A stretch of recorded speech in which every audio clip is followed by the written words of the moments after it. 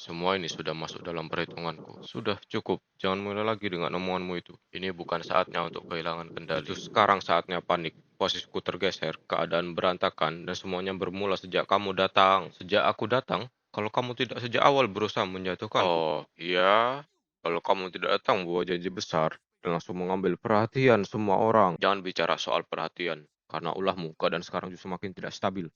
Tidak stabil? Apa maksudmu?